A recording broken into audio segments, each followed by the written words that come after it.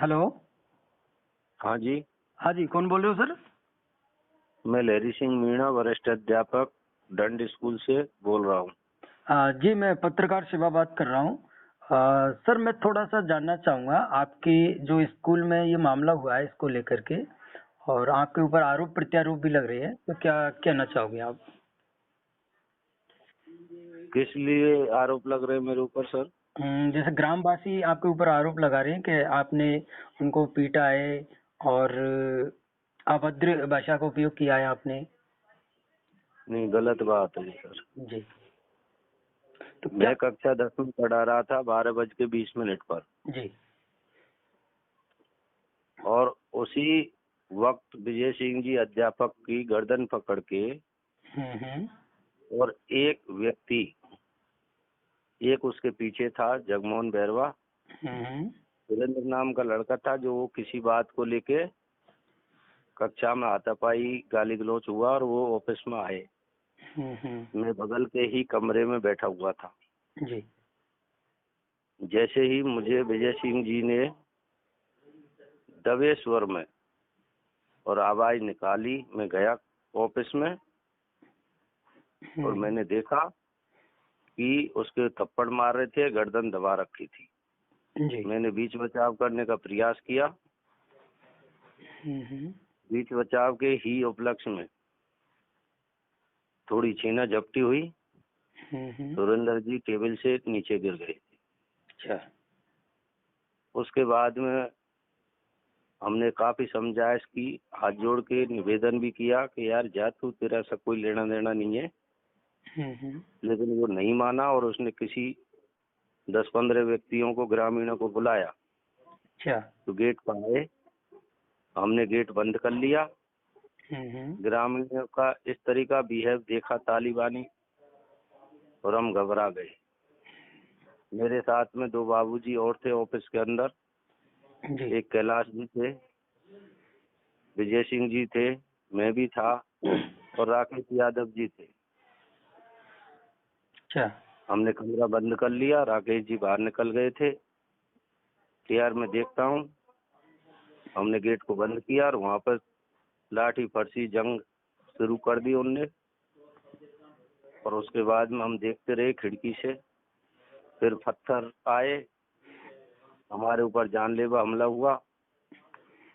हमने कुंदी को दबाए रखा और उन्होंने सरिया सब्बल गुप्ती के साथ वार किया। खिड़की को, गेट को तोड़ दिया उन्होंने। उस बीच में हम पुलिस को काफी बार कॉल भी किए। जितने भी हमारे शिक्षक बंधु हुए उनको सबको फोन करने की कोशिश की। और मेरा फोन जगमोहन बैरवा नाम का एक लड़का है जी। और सोनू, दोनों भाई सेम शक्ल के हैं।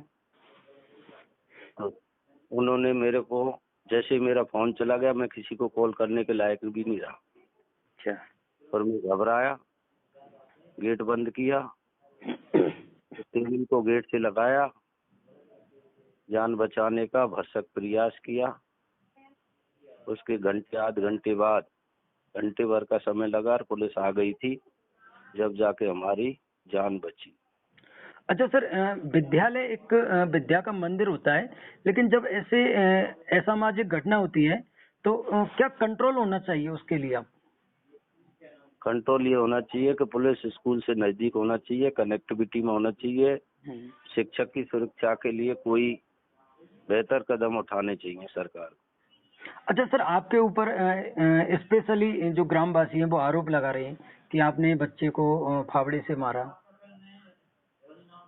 नहीं, मैं तो शिक्षक 10th क्लास में पढ़ा रहा था। मेरे पास टीचर कोई कुछ भी कहे, लेकिन मेरे पास क्या हथियार था जब मैं कक्षा 10 में पढ़ा रहा था।